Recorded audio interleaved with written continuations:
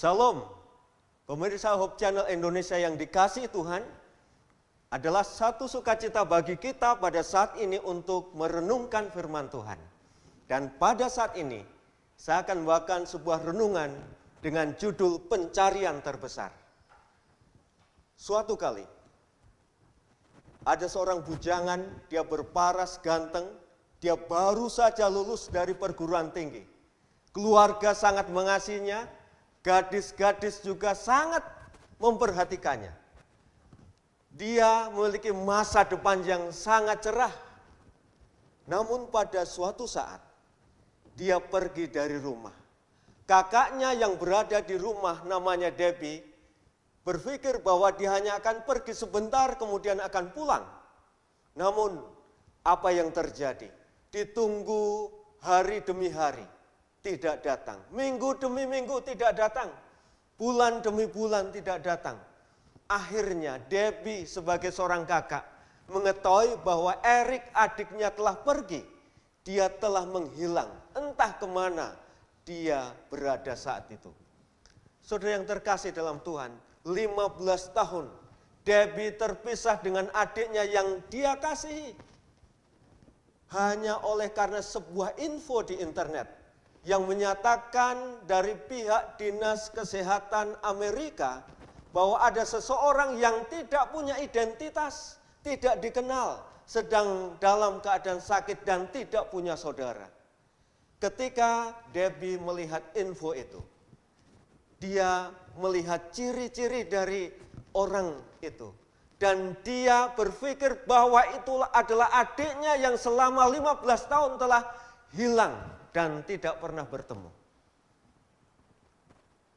Dari New Hampshire, Debbie beserta dengan suami dan anak-anaknya, mereka beriktikad untuk pindah ke Texas, di mana Eric saat itu bekerja sebagai seorang tukang sapu jalanan. Eric telah mencari sebuah pekerjaan dan dia bekerja untuk menyapu jalanan, dan suatu kali dia sakit dan tidak ada keluarga yang menemani bahkan merawat dia. Debbie datang beserta dengan keluarganya. Mereka berpindah dari kota New Hampshire menuju Texas. Dan suatu kali dia datangi Eric. Namun Eric sudah tidak mengenal Debbie. Debbie melihat sebuah tanda di lengan Eric. Dan dia percaya adiknya yang saat itu kondisinya sudah hitam, kurus, itu benar-benar adalah adik kandungnya. Ketika Debbie hendak menyentuh Eric, adiknya yang dikasih, Eric berusaha untuk mengelak, menghindar. Dia merasa asing dengan wanita itu. Tetapi lama-kelamaan, hari demi hari, ketika Debbie bisa yakinkan bahwa dia adalah kakak kandungnya, maka Eric mulai membuka dirinya terhadap kakaknya. Mereka saling bercerita dan bertemu. Dan adalah satu sukacita di keadaan yang sangat sulit ketika dia sedang sakit. Eric yang tadinya berpikir tidak ada satupun orang yang peduli, kakaknya pada saat itu datang dan merawat dia hingga sembuh. Cerita ini memberikan sebuah gambaran, sebuah cerita yang sangat indah di dalam Alkitab, bagaimana Yesus datang untuk menemui saudara dan saya yang sedang jatuh dalam dosa. Alkitab adalah cerita tentang pencarian. Dan salah satu metode Yesus ketika dia mencari diungkapkan di dalam kitab Matius 18 ayat yang ke-15. Di sana dikatakan, apabila saudaramu berbuat dosa, tegur dia di bawah 4 mata. Jika ia mendengarkan nasihatmu, engkau telah mendapatkannya kembali. Pemirsa yang dikasihi Tuhan, metode Yesus untuk menggunakan 4 mata bertemu secara pribadi dengan orang-orang tokoh-tokoh di dalam Alkitab itulah yang akan kita renungkan pada malam hari ini. Tuhan akan menolong kita untuk boleh melihat bagaimana kasih Yesus yang begitu besar. Dia mau bertemu secara pribadi untuk saudara dan saya. Dimanapun saat ini berada, pergumulan apapun yang kita alami, kita akan belajar bahwa Yesus adalah pribadi yang penuh dengan kasih. Tuhan yang menjelma menjadi manusia untuk bertemu dengan saudara dan saya. Di dalam Alkitab kita akan melihat bagaimana awal mula Adam dan Hawa jatuh ke dalam dosa. Alkitab mencatat ketika mereka jatuh ke dalam dosa, Adam dan Hawa bersembunyi. Mereka malu, tetapi Yesus, Tuhan datang, Allah datang untuk menemui mereka. Dan Allah katakan, "Di manakah engkau?" Allah mengetahui keberadaan Adam dan Hawa. Namun dia ingin mendapatkan hati Adam dan Hawa untuk dimenangkan kembali setelah mereka jatuh ke dalam dosa. Bukankah ini adalah sebuah kisah yang sangat indah? Ketika Adam dan Hawa malu, ketakutan, berdosa, dan merasa tidak layak di hadapan Tuhan. Tetapi Allah mencari dia. Pencarian yang terbesar Allah selalu kerjakan di dalam kehidupan kita. Kemudian kita juga bisa melihat bagaimana Musa dapat menceritakan kepada kita semua setelah 40 tahun di padang gurun dalam pelariannya. Ia memandang ke belakang dan melihat semak-semak yang menyala. Allah telah mengikutinya di padang belantara melalui semak-semak yang menyala. Di tengah padang gurun ini, Tuhan secara empat mata bertemu dengan Musa untuk mengasihi Musa. Di dalam Alkitab yang lainnya, sebuah kisah yang lain kita akan dapati. Ketika Tuhan menyuruh Nabi Yunus menyampaikan sebuah kabar kepada Niniwe. Tetapi apa yang terjadi? Yunus lari dari misinya. Yunus dapat menceritakan peristiwa di mana Allah bertemu dengan dia. Seorang utusan Tuhan yang melarikan diri, menyerah dengan kesalahannya dan meminta untuk dibuang ke laut. Namun Allah mengikutinya dalam lautan. Ketika dia dilemparkan ke laut, ketika air merangkum tubuhnya, dia berteriak kepada Tuhan. Apakah Tuhan hadir di sana? Tuhan mendatangi dia. Menggunakan sarana ikan untuk menolong Yunus. Saudara, Tuhan sangat mengasihi Yunus. Dia juga mengasihi saudara dan saya. Dalam pergumulan apapun dia mau mendatangi Yunus dan mendatangi saudara dan saya untuk memberikan dan menyatakan kasihnya dalam menolong kita pada waktu pergumulan. Kita juga bisa melihat cerita di dalam Alkitab bagaimana murid-murid tahu seperti apa rasanya diikuti oleh Allah.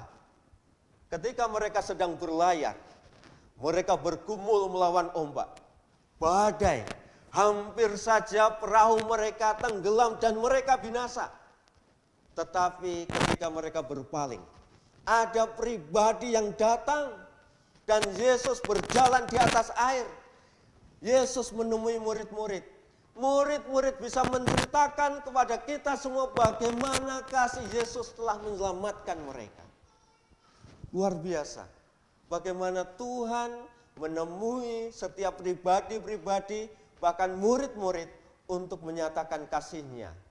Untuk menolong, untuk memberikan jalan keluar ketika dalam pergumulan. Masih banyak cerita. Salah satu cerita adalah kita bisa melihat seorang wanita Samaria bertemu Yesus. Dia sendiri bergumul di tengah-tengah masyarakat kota sebagai seorang wanita yang dianggap remeh. Dia bergumul dengan masalahnya, masalah hidupnya. Tetapi Yesus datang dan berbicara empat mata kepada wanita Samaria ini. Rasul Yohanes, dia bisa menceritakan kepada saudara dan saya bagaimana rasanya Yesus bertemu secara empat mata. Dibuang ke pulau Patmos yang terpencil, pulau yang gersang, tidak ada siapapun, tetapi di sanalah dia mendapatkan sebuah inspirasi, wahyu dari Tuhan. Ketika langit terbuka dan Yesus menyampaikan firman-Nya kepada Yohanes. Dalam situasi dan keadaan apapun yang kita alami, Yesus mau hadir untuk menemui kita, menolong kita dalam setiap pergumulan yang kita miliki. Pemirsa Hope Channel yang dikasihi Tuhan, Yesus adalah Allah yang sangat mengasihi kita. Ketika dia katakan seseorang yang berdosa ditemui secara empat mata, inilah metode yang dia gunakan. Bahkan kita bisa melihat Yesus mengikuti dan mengejar Lazarus sampai ke alam maut. Lazarus pada waktu itu telah mati. Selama 4 hari di dalam kubur dia tertutup. Namun Yesus datang ke kubur, dia mengundang Lazarus untuk keluar dan Lazarus bangkit. Allah mengikuti Lazarus bahkan sampai ke liang kubur. Pemirsa yang dikasihi Tuhan, tidak ada tempat, tidak ada pergumulan, tidak ada masalah apapun di mana Yesus terhalang untuk datang kepada saudara dan saya, dimanapun kita berada. Boleh jadi, pemirsa ada yang sedang bergumul dengan sakit di rumah sakit, ada yang sedang bergumul dalam masalah rumah tangga, ada yang sedang bergumul dalam pendidikan, ada yang sedang menggumuli dalam usaha dan pekerjaan. Dimanapun kita berada dan apapun pergumulan, Alkitab mencatat bagaimana Yesus bertemu empat mata untuk memberikan solusi, jalan keluar, memberikan pertolongan. Sebagaimana tokoh-tokoh yang kita pelajari tadi. Petrus, ini adalah sebuah kisah yang sangat indah. Ketika dia sudah menyangkal Yesus, dia tahu bagaimana rasanya diikuti oleh Yesus. Di tengah keputusasaan hidup oleh karena dia telah menyangkal Yesus, dia kembali kepada pekerjaan lamanya sebagai seorang nelayan. Dia bekerja di tengah-tengah ombak, seperti itulah gambaran hidupnya sedang terombang-ambing, perahu di tengah lautan. Kehidupan Petrus putus asa ketika dia sudah menyangkal Yesus. Tetapi Injil Yohanes memberikan sebuah cerita yang sangat mengagumkan. Ketika Yesus datang menemui Petrus, Yesus menanyakan 3 kali, "Petrus, apakah engkau mengasihi aku?" Dan dengan linangan air mata, Petrus katakan dengan kerendahan hati, "Yesus, saya mengasihimu." Yesus memulihkan hidup Petrus. Dia menemui secara empat mata untuk menolong Petrus yang sedang jatuh oleh karena dosa. Saudara yang terkasih dalam Tuhan, pengalaman para tokoh dalam Alkitab ini menjadi sebuah pelajaran penting bagi kita bahwa Yesus adalah pribadi yang sangat mengasihi dan ingin menemui kita. Dia rindu untuk mendatangi kita. Ketika kita sedang dalam kesedihan, ketika kita sedang dalam kedukaan, ketika kita sedang dalam pergumulan, dia datang untuk memberikan pertolongan tepat pada waktunya. Setiap jiwa dikenal Yesus. Pena Inspirasi mengatakan bahwa Yesus sangat mengenal setiap jiwa kita. Seakan-akan kitalah satu-satunya manusia untuk siapa Yesus telah mati. Kesengsaraan setiap orang itu telah menyentuh hati Yesus. Semua orang yang minta tolong mencapai telinganya. Dia datang untuk menarik semua manusia baginya sendiri. Dan Yesus mengatakan kepada mereka, ikutlah aku. Dan rohnya bergerak dalam hati mereka supaya datang kepadanya. Banyaklah orang yang tidak mau ditarik kepada Yesus Kristus. Seperti kisah Erik yang ditemui oleh kakaknya. Seringkali banyak orang ketika ditemui oleh Yesus merasa tidak layak, berusaha untuk menghindar. Tetapi pada malam hari ini, saya ingin mengajak saudara dan saya, apapun dosa yang telah terjadi, apapun pergumulan yang telah dialami, apapun masalah yang saudara hadapi, mungkin saudara merasa tidak layak di hadapan Tuhan. Tetapi Yesus mau datang secara empat mata kepada saudara dan saya. Dia mau menemui, Dia mau mengasihi, Dia mau menolong saudara dan saya. Yesus mengetahui siapakah setiap jiwa itu sebenarnya. Dia juga mengenal siapa yang mendengar panggilannya. Dan yang bersedia datang ke dalam pemeliharaan kasih-Nya. Dia tahu siapa yang mau Dia gembalakan. Dia berkata, domba-dombaku mendengar suaraku.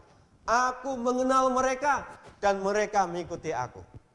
Dia memelihara saudara dan saya masing-masing seolah-olah tidak ada lagi orang lain di muka bumi ini selain kita sendiri.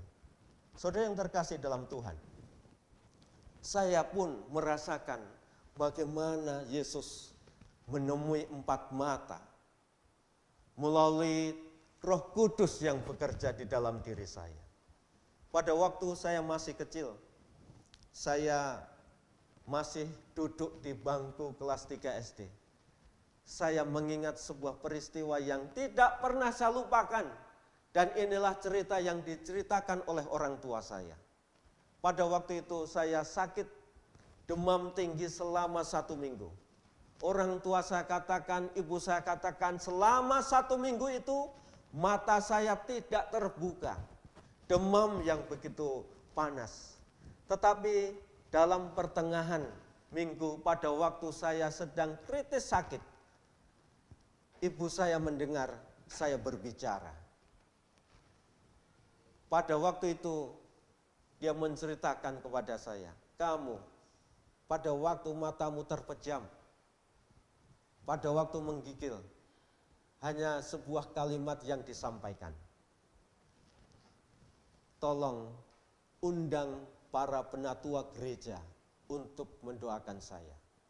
Saya masih kecil, tidak tahu dari mana pemikiran itu, tetapi itulah yang dicatat dalam Alkitab, bahwa ketika kita sakit, kita mengundang para penatua. Saya ingat firman itu, dan di tengah-tengah demam itu saya katakan, tolong undang para penatua untuk mendoakan saya. Saudara yang terkasih dalam Tuhan, kemudian para penatua gereja datang ke rumah. Mereka mendoakan saya.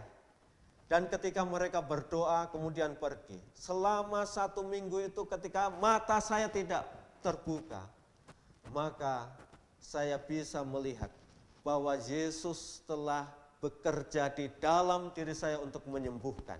Saya dipulihkan kembali sehingga saya mendapatkan kekuatan untuk hidup sampai pada hari ini. Saudara yang terkasih dalam Tuhan, kita memiliki kesaksian hidup masing-masing. Saya percaya jika saudara boleh melihat ke belakang, saudara akan melihat bagaimana Yesus yang penuh kasih itu akan datang untuk menemui saudara dan saya.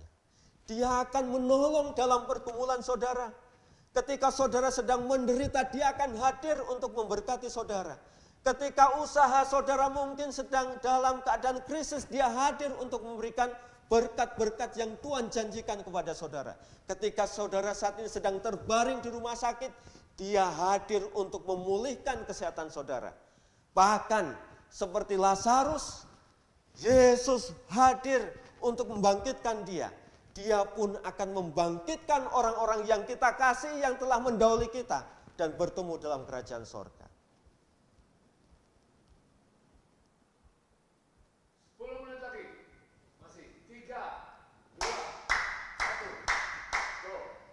firman Tuhan menyatakan kepada kita bahwa Yesus akan hadir secara empat mata.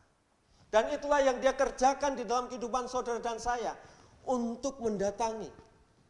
Bahkan dalam pergumulan dosa yang kita alami, Petrus merasakan bagaimana dia telah menyangkal Yesus dan bagaimana Yesus telah memulihkan kehidupannya.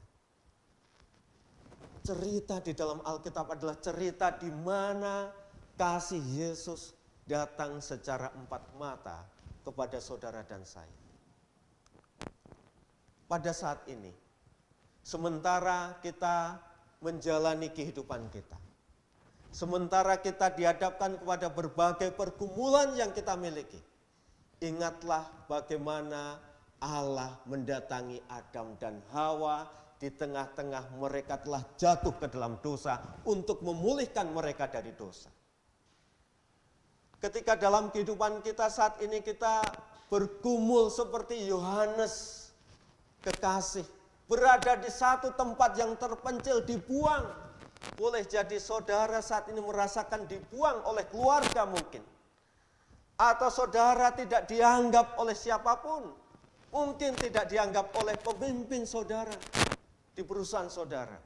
Saudara merasa terbuang, tetapi Tuhan datang untuk menolong dan memberkati saudara. Seperti Musa, dia berada di padang belantara. Dia melarikan diri dari Mesir. Dia tidak tahu apa yang harus dia kerjakan. Tetapi semak yang terbakar menandakan bahwa Yesus Allah itu hadir untuk memelihara dia di padang gurun. Mungkin pergumulan saudara ada yang merasakan seperti wanita Samaria, di mana dia dipandang sebelah mata oleh orang lain, oleh masyarakat. Tetapi Tuhan mau berbicara kepada perempuan Samaria ini. Dan dia mau berbicara kepada saudara apapun pergumulan yang saudara miliki. Masalah rumah tangga yang saudara miliki. Allah mau berbicara. Bukankah ini sebuah cerita pencarian terbesar yang Yesus kerjakan di dalam kehidupan kita masing-masing?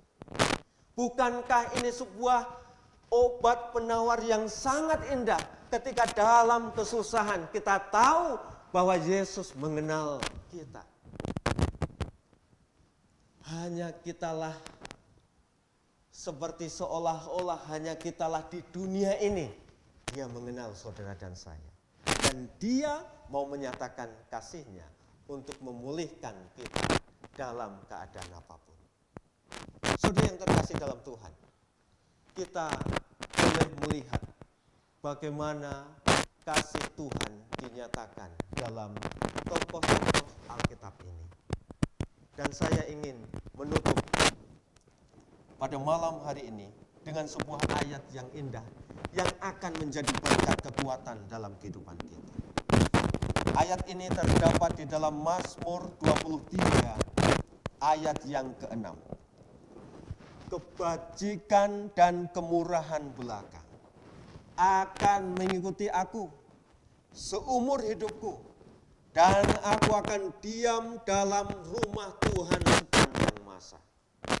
Bersama-sama dengan Daud pada saat ini, kita bisa memiliki pengharapan yang dinyatakan dalam firman bahwa kebajikan dan kemurahan belaka akan mengikuti. Bukankah ini janji yang indah bagi saudara dan saya?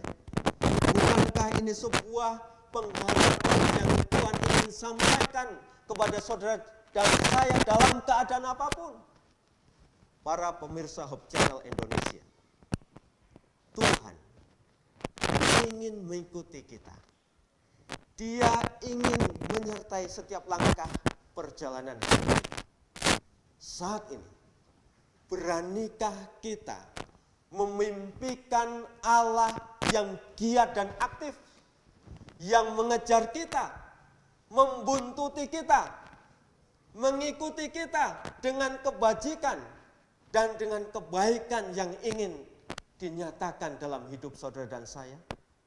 Mari kita mimpikan Allah yang giat dan aktif untuk mengikuti saudara dan saya dalam keadaan apapun, dalam situasi apapun, dalam pergumulan apapun, Dia ingin mengangkat dan memulihkan saudara dan saya. Mari kita berdoa. Bapa di sorga, pada saat ini Tuhan, sementara kami telah merenungkan bagaimana kasih Allah, kasih Yesus Kristus untuk mengikuti, membuntuti, untuk mencari, bahkan sampai ke liang kubur pun Dia bisa untuk memulihkan keadaan Lazarus. Dia bisa memulihkan keadaan Musa. Dia bisa memulihkan keadaan wanita Samaria. Dia bisa memulihkan keadaan Yohanes yang berada di Pulau Patmos. Kiranya situasi dan keadaan yang sulit yang boleh jadi dimiliki oleh umat-umat Tuhan pada saat ini, mereka boleh mengingat janjinya bahwa kebajikan Tuhan belaka yang akan menyertai seumur hidupnya. Berkat Tuhan akan menjadi bagian seluruh pemirsa Hope Channel Indonesia. Akan dikuatkan dan diteguhkan dalam iman mereka untuk melihat betapa besarnya cinta Tuhan dalam hidup mereka. Kami serahkan pergumulan umat-umat Tuhan. Kami berdoa bagi mereka yang sedang bergumul dengan sakit. Biarlah mereka mengingat bagaimana Yesus mau datang empat mata untuk menyembuhkan. Kami berdoa untuk saudara-saudara yang dalam pergumulan usaha pekerjaan mereka. Tuhan ingin memulihkan keadaan mereka. Kami berdoa Tuhan untuk keluarga-keluarga yang boleh jadi sedang bergumul dalam masalah rumah tangga. Tuhan ingin datang untuk memulihkan mereka. Berkat Tuhan menjadi bagian seluruh pemirsa sekalian. Dan kami persembahkan doa ini hanya di dalam nama Yesus Kristus yang adalah Tuhan dan Juru Selamat kami yang hidup. Amin.